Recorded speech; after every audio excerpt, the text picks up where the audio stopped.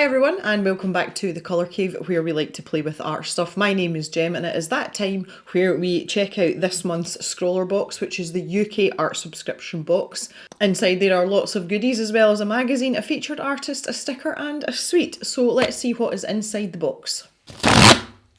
So I really like the rounded corners on this sketchbook and the pages are also perforated as well. Oh no, they're not. I'm telling you absolute lies. And the paper's got a little bit of texture to it as well. It is staple bound, so this is it's only going to be robust for so long, but I'm interested to find out how this paper behaves. So let's take a look at our featured artist next. And you can see they've done some lovely intricate work here. I'm always kind of envious of this because I do not have the patience for things like this. And the patterns and things that are going on, I find to sit and do myself very repetitive and very boring. So to produce something as lovely as this and to have the patience is huge. I'm very envious. So this is Akanksha Balareo. I'm sorry, I've just absolutely mispronounced your name. From India, currently living in Toronto. And we've got some Instagram information here as well if you want to go and see more of their work. Very nice indeed. Okay, let's slide over to our Scrawler Zine. So here's our little overview on this front page here. Sweet treat is a Buchanan's toffee whirl. It sounds very Scottish, a whirl. Hard yet creamy, these toffee sweets are simply delicious. Gluten-free and vegetarian as well, for those of you that are of that persuasion. And it just gives you little bits and bobs about the supplies. So this is our featured artist. So we've got an interview with, oh, look at this. This is absolutely gorgeous. I love this. Yeah, so we've got a little interview, some questions there about her art and her art style. So we've got some artist advice here. I enjoy drawing florals a lot and the featured artwork is inspired from lilies. I sketched out my subject first and then decided to add details to the flowers and leaves with a fine liner. Drawing lines of varied thickness keeps the work interesting. I felt there was still something missing and so I added abstract swirls in the background, these ones here. Then because this piece is so detailed, I coloured the lilies to make them pop. One tip would be to add shadows to give some depth and layers to your artwork. I hope you use these tips and enjoy exploring these supplies. So if I just show you on the actual artwork, you can see that she's added some shadows here and there and that just makes the black and white areas of the artwork more interesting. Things to try. These brush pens allow for thick and thin lines. It's all about the amount of pressure you put on the pen. A lighter pressure will create finer lines and the harder you press, the thicker and more intense the line work and more intense line work will be created. Create visual interest with cross hatching, squiggles, dots and circles, mix it up. As the smaller nib matches the brush side, you can use the smaller end to fill in more detailed bits while keeping the colour consistent. They are also water-based ink, so you can have some fun by getting a paintbrush involved. A couple of suggestions: lay the ink down on the page and then sweep over a damp paintbrush to blend out the colour. Create a wash, scribble on a palette first for some ink to work with, then use a wet brush to soften the colour, perfect for creating backgrounds. Again, we found last time that was mainly down to the type of paper rather than the pens. The paper maybe wasn't suited to it last time, so it'll be interesting to try again with this paper that we've got. The ultra fine nib on this Posca marker makes it ideal for adding in those intricate details with ease and control. And the paint inside the Posca marker has a smooth opaque coverage so you can easily go over darker areas, whether this is to cover a mistake or for adding highlights. They apply like acrylic paint but they are water based, so like the brush pens, keep the paintbrush handy to experiment with. In contrast, the Eco liner is a permanent marker, so any water added to the page while experimenting won't disrupt those marks made. Now, as we've found out time and time again with things like this, you have to let the fine liner dry before it becomes waterproof, so you have to give it a little bit of breathing space to do that. Oh, here is this is from the September Scrawlrbox, and this was the box with the tailor's charcoal in it, the tailor's chalk, and all of these pictures are amazing. Yay, everyone! I recognise quite a few of these names as well. Here. Well done, guys, that's amazing. Okay, the Scrawler Extra is talking about art therapy this month. And it's interesting that they've used a mandala. That for me is like the least therapeutic thing ever. This is a hot topic of discussion, especially with lockdowns and things that have been happening, so that would be well worth a read as well. Okay, so that is the contents of the box, all very interesting. The only thing that remains to do before we test out the supplies is see what the Scrawler Challenge is, and this might not be to my liking. Oh, the Scrawler Challenge is creating calm. This month's box is all about finding calm in the creative process. There is no pressure to create a perfect finished piece, just experimenting with the supplies, switching off and learning to trust the process. Try to let go of any pressure or expectations. Maybe ask yourself, what does being creative mean for you? That's a fairly wide open prompt. You could, you can interpret that in quite a few ways. That this for me is not calming. There'll be none of this going on for the Scrawler Challenge. But before we get to that, let's test out the supplies. Okay, what's really strange about this sketchbook is that the front half of the pages are not perforated, and the back half, they are perforated. Now, I wonder if that's intentional, or whether that's just mine. Maybe I've got a dodgy one. That seems really, really weird. Anyway, for the purposes of what we need, it's actually quite handy because it means I can take a page out the back here. So that tells us some information on the back here, the A5 120 GSM. There's 12 plain sheets and 12 perforated sheets, so it is meant to be like that, so that's good. How good are the perforations? Goodness me. Okay, the perforations are pretty... that was a lot of work there. Okay, so I'm going to use this one as my test sheet. So this is the part that's got the staple holes in it where I've pulled off the other side. But this is perfect for what we want to do. So we've got our 2B pencil here. So we expect a little bit of softness, and we should be able to get a few layers in. And we're actually getting quite a dark colour considering that's a 2B. And I'm loving the way this is going down over the texture of the paper. Oh, it's like my favourite thing ever. So that's just what we want. So we should be able to make some nice sketches with this pencil. Yeah. Okay, I'm quite happy with that. It seems to do its job. It's a pencil.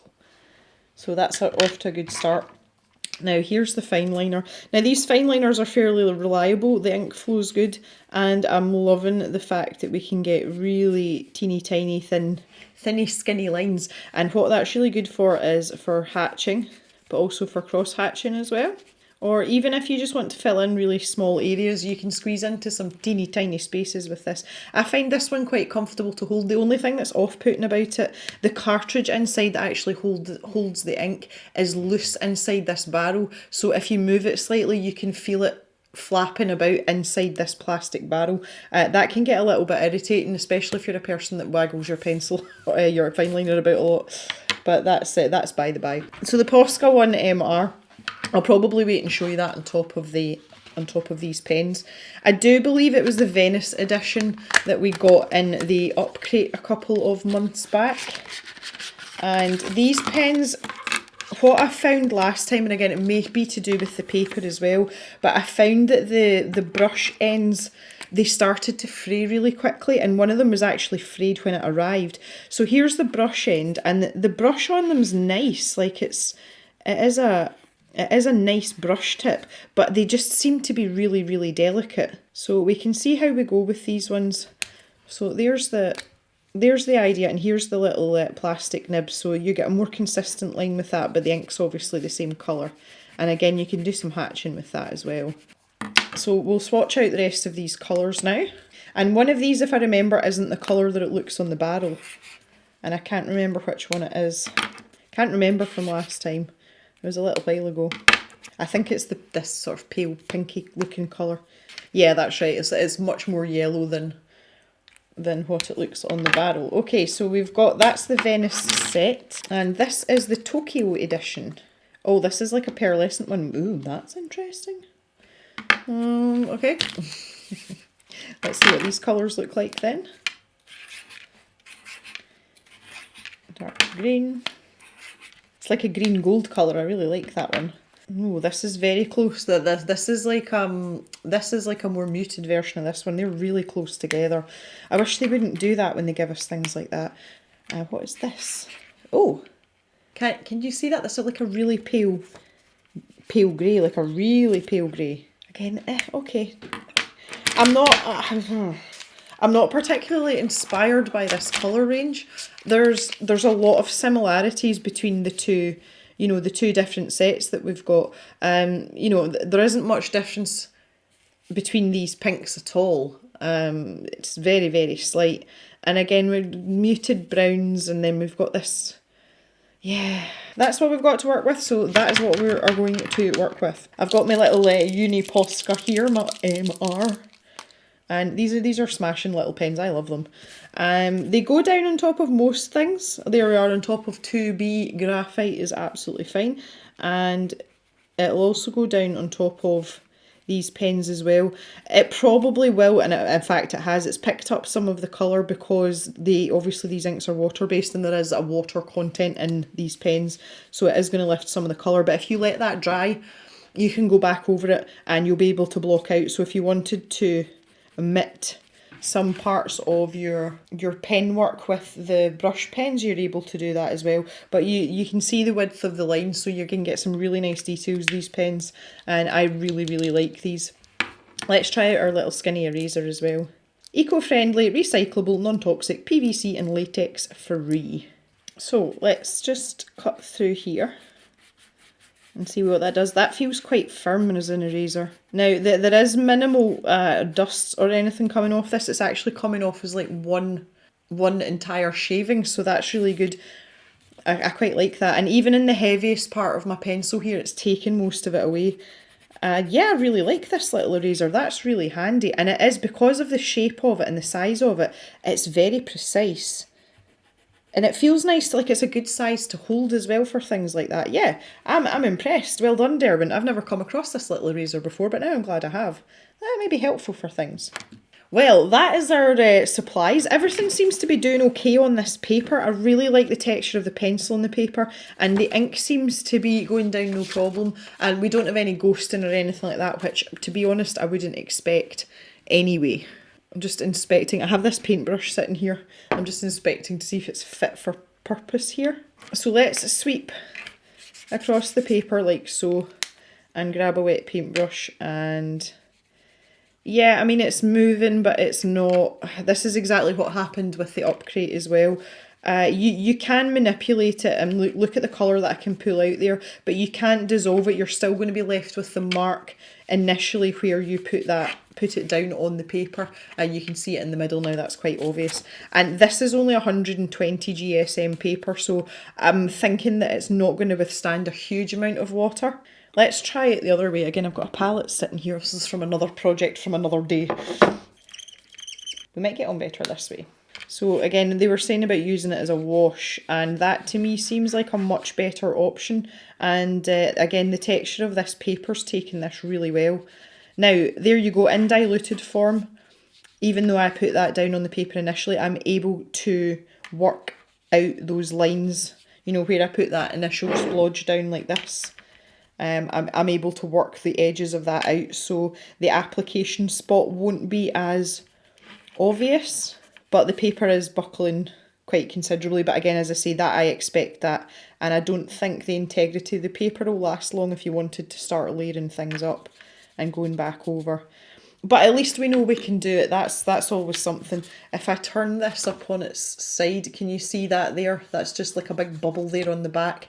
That's just where the water's been. But see, it fully expected. You cannot expect 120 GSM paper to cope with copious amounts of water. That's very unfair to expect that.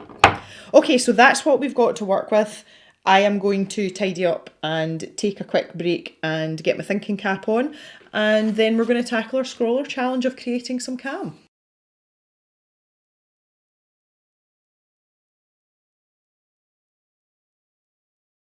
Okay, so over a week ago, we came to the conclusion that I am not going to do anything with patterns, so I had a really good think about it, and obviously I've now had a lot of time to think about it, and I think I'm going to go for like a Zen, like Japanese garden sort of idea. That will fit the prompt really nicely, and I think I can make this selection of colours work. One of the things I really do want to do is use these pens in a wash style. Again, not being a person that tends to use pens very often, but what I thought we could do was like a line and wash kind of idea, and then maybe fill in some details with the finer point on these pens as well. That might work quite well.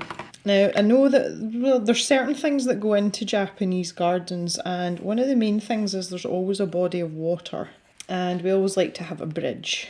There's always a bridge, because you're supposed to stop on the bridge and use it to reflect on the beautiful calm surroundings.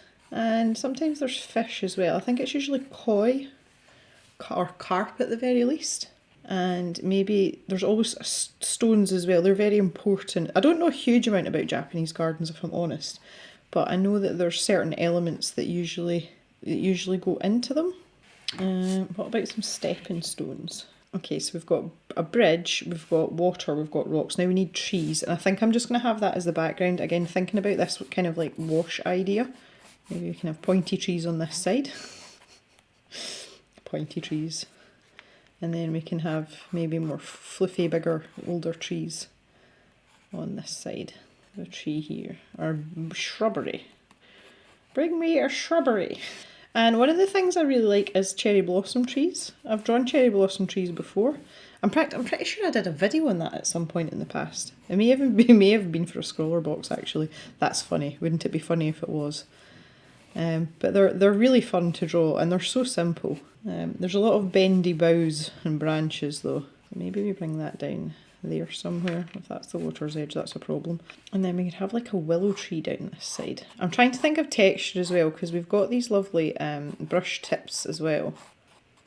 So maybe we could have like a willow tree here. And of course we've got water here, haven't we? I kind of forgot about the water. Kind of fluffy, more like an umbrella. I have no idea about tree names, so just don't shout at me, okay? I really like this Derwent eraser, this is fun. The question is, do I go colour first or line work first?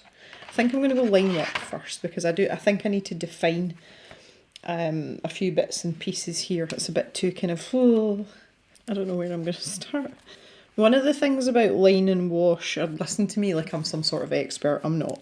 But one of the things about line and wash is to keep your lines quite loose. You know, you're not looking for precision, which actually suits me really well because I don't have the steadiest of hands, and a lot of you will know that I don't actually work in ink very often for that reason.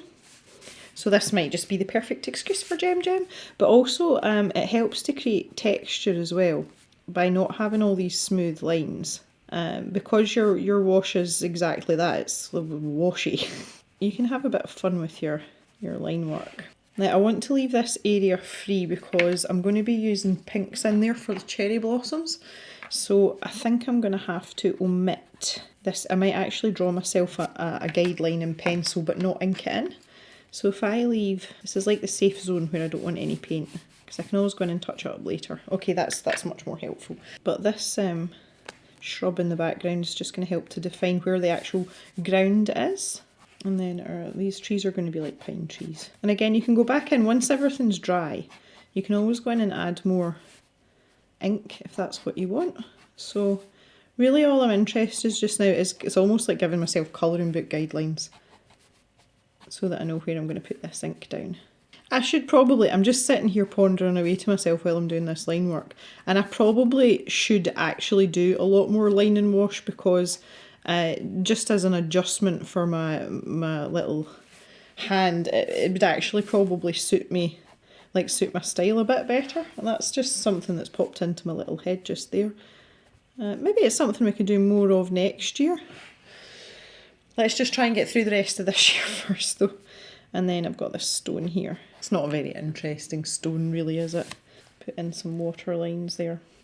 And the only thing is, because this is a 2B pencil, I am doing quite a bit of smudging here. And I'll maybe just put in the suggestion of railings rather than, you know, going for it. Oh, that's right, I forgot I've got my big fluffy, whatever this is. I was going to say pondweed, that's not very picturesque and calming, is it? Oh, lily pads, that's something else I forgot about. We could put some lily pads in. I'm wanting to make sure this is completely dry before I start using any water near it. So I've added in some lily pads just at the front there. So I'm going to start up at the top here. And I need to decide which colours I'm using for what. I really should have done a bit of planning out in that sense.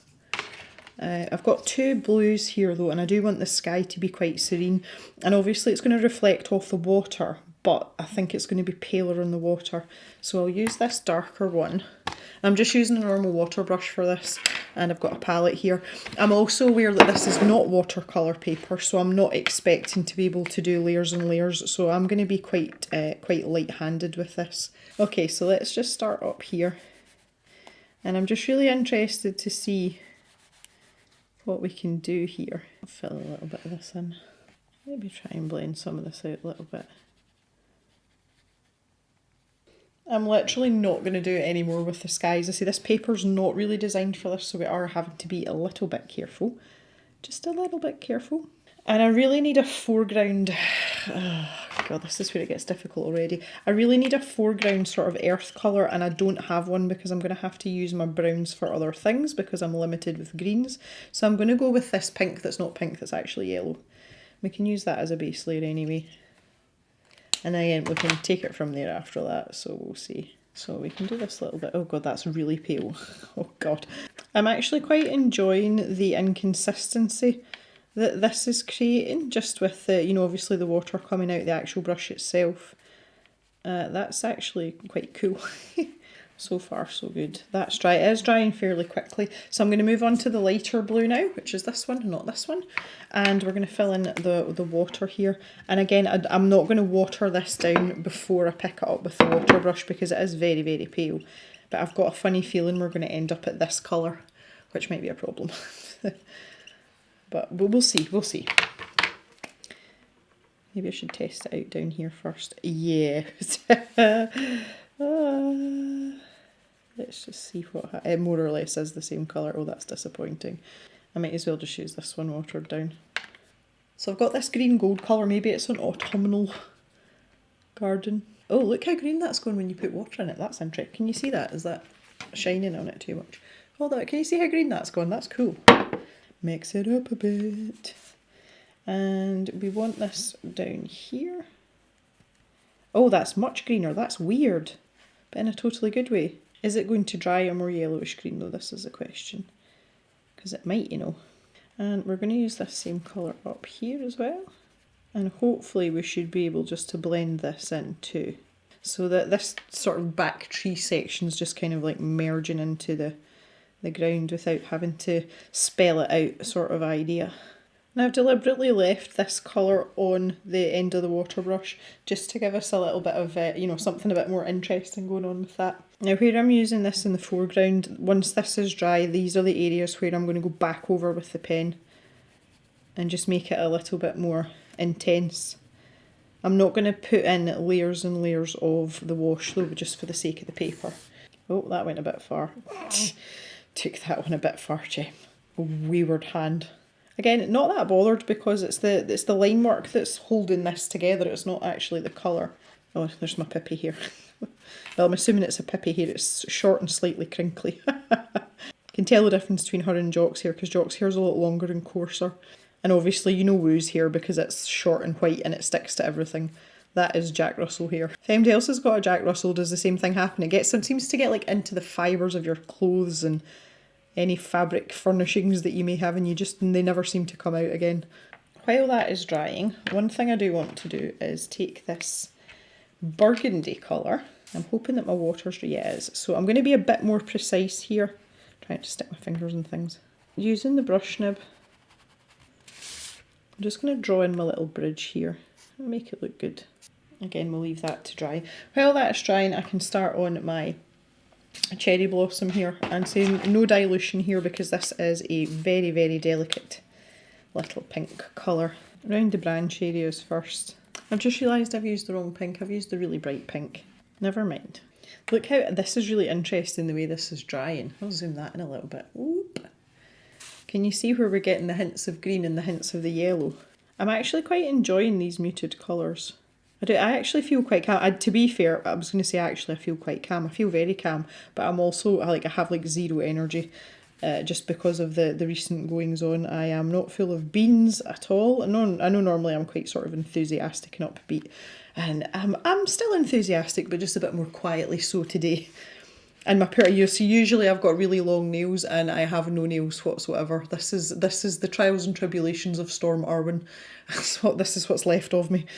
We're not in good shape at all here. Oh. Right, okay, so what have we got left here? We've got my little lily pads at the bottom here. So I'll take the other pink. This is the darker pink. And I'm just going to do this by hand with the brush nib though. Okay, I'm going to leave this to dry completely now that I've got this background done. I've realised I've missed out these steps. wrong pen, stepping stones here. And I know this all looks very sort of wishy-washy at the moment, but we're going to build up some colour and we will make it a little bit more exciting just shortly.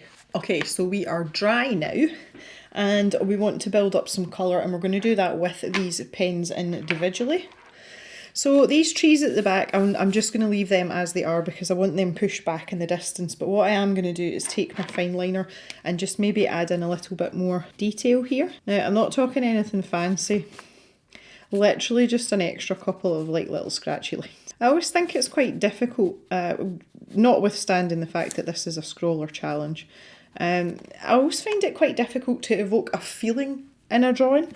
And it's something I really enjoy atmospheric and sort of moody artwork. And I think it's because it's something that I find very difficult, and it's obviously something I admire in other people's work. So I don't know how much calm this is evoking, but I hope it feels calm. Now, in terms of the background, as I say, that as far as I'm concerned, this section here is sort of background, and this is definitely background, but the further forward we come, the more ink we're going to use and the more detail we're going to put in. So the likes of here, I'm just going to try my best not to draw a bum or a pair of boobs when I do that. Easy done, easy done. Okay, so you get the impression that this is quite a big heavy area of foliage here. Now again, the other thing I was going to do was continue on this line here. So I've got out my dark green and I am going to fill in some of these areas here. Maybe this bit under here is really dark. Now, my question is, if I start adding water to that, is this going to ruin this? The answer is probably. I'm not really bothered if it activates what I've put down. Maybe I kind of want that to happen a little bit. And then with the tree trunk, I've got this dark brown, and I'm going to take the fine nib now. This is like the little plastic nibs. Oh, come on, autofocus, you can do it. And then I can start to just work in a wee bit more detail. And these pens are great for this. That's one thing I will say. And I'm also going to make this suggestion here. Again, just keeping these marks like almost scratchy, like really loose. Now this little plant down at the front here, I'm going to kind of use this as my guinea pig. Let's see what happens if I put this on top. That's taken that fairly well. This is an imaginary made up gem plant, do you like it?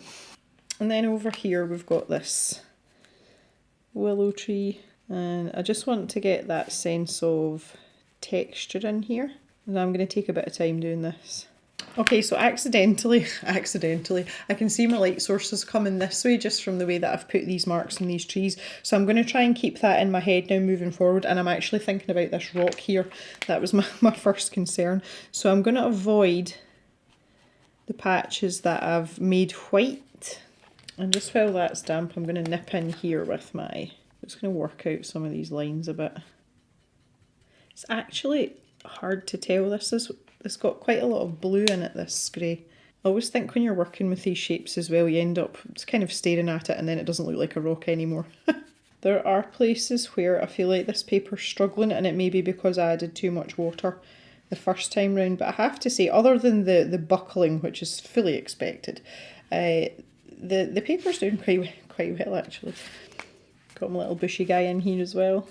I could actually, the way I do with a paintbrush to put leaves on, I can actually do the same with this, which is really cool. This is almost going to be casting a shadow, so we want to maybe add in this dark, again thinking about the light source coming this way. And I'm actually feeling, just because we've got these, because we've got the advantage of the brush tips and of course the little fine nib, I actually don't feel like I'm having to do an awful lot with the fine liner, which is actually very nice indeed. Now, down here again, I'm just more tempted to just add in a little bit more detail there. And then maybe the bridge is going to be casting a little bit of a shadow. Again, we don't have to put it in any sort of mega detail, but there we go. Okay, the last thing I want to do, I don't know how well this is going to work, I'm just wanting to put in some cast shadows. I might do a bit more with my willow tree now that I think about it. But if I want to see how this is going to go down. Okay. I can live with that. And I feel like this whole area would be in shade. Like, you know, in the shadow of these trees and everything, the sun's kind of getting through this gap here. Again, it doesn't have to be terribly accurate because that's not really what this is about, this picture. It would have been nice to have a really vibrant green, but do you know what? Overall, I'm quite happy with that. I think what I want to do lastly is just touch up my little lily leaves here, and then down the side of this willow, give some definition to each of those separate fronds. Fronds, love that word. Good in a Scottish accent as well, because we can roll our R's. Not that we do, we're usually too lazy to do it, but frond is particularly good for it. And there we have it. I think I might be done. I am going to be putting these pens up in the stash shop along with a whole rattle of other stuff. They should all be up today. If they're not, please check back tomorrow, because I'll be putting the original artworks up for sale tomorrow as well. These pens, yeah, they're pretty good. I like the flexibility of both the nibs, and the colour selection's just been a bit meh. But I think we've managed to produce something that kind of resembles Tranquil, and under the most recent circumstances, I'm taking this as a win, guys. I'm taking it as a win.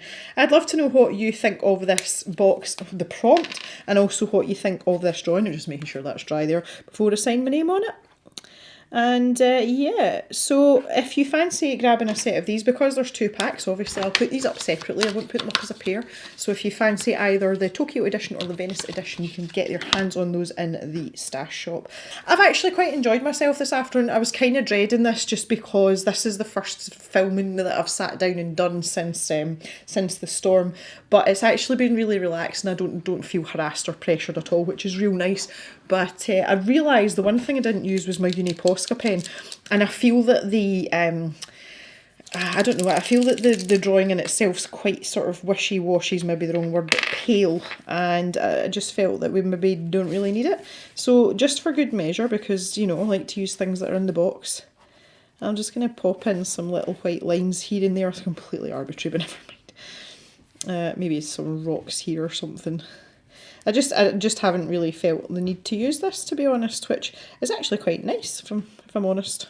Okay, so that's it for today, guys. Thank you very much for watching. Really appreciate it. I'd love to know what you think of this box. I know this is going to divide opinion, this box, but I'm always keen to hear your input on things like this, and whether you think Scrawlrbox have done a good job with this or not. So please stay safe. Please stay safe, take care of each other, and I'll see you back in the cave really soon for another video. So have a great day, everyone. Bye for now.